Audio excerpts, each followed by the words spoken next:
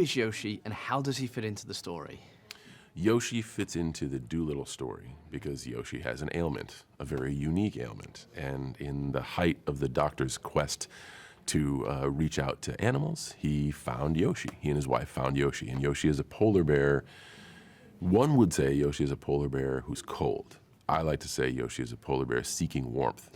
So when you learn about Yoshi, Yoshi is also a very positive, friendly, valuable asset who uses his talents and strengths to help.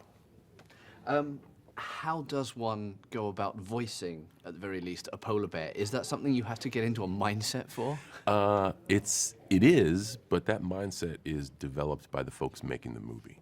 So you trust your director, you trust those in production to give you viable advice of like, hey, this is kind of what we're thinking. This is how we want to shape this, because I may have an image in my head, but if I just go off and do my own thing and it doesn't match the entirety of the live action animation, they might as well throw away my sound clips. It's really really an exercise in trusting the process. Obviously, I'm guessing what you got to see were images of what he would eventually sort of look like.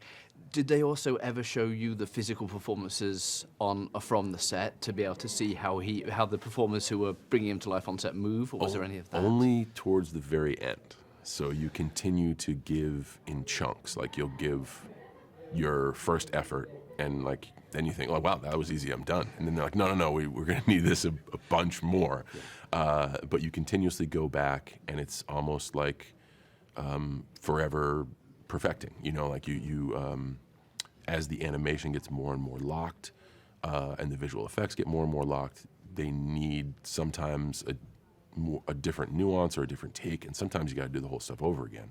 But that's never a problem. It's not really difficult work, and it is pretty speedy, and it's cool to see the movie develop. You get to see every phase of it.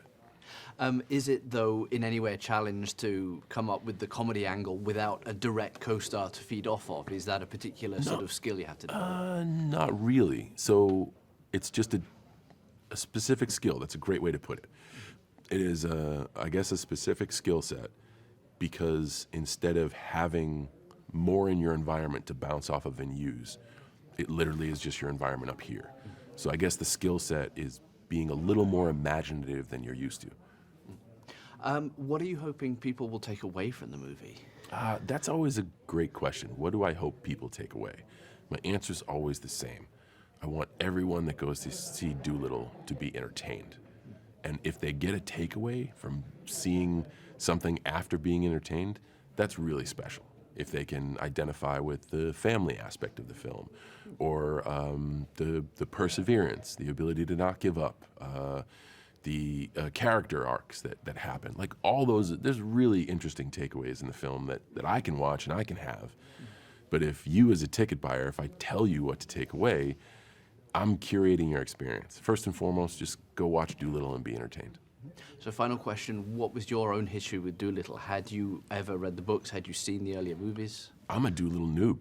I had never seen the earlier installments. I had never read the books, but I do find the narrative fascinating. I think all of us, or most all of us, look at animals, creatures with such identifiable personality, and have that imaginative wonder of, what if they could hear me, and what would they say back? And I think that's why it's just an ageless tale.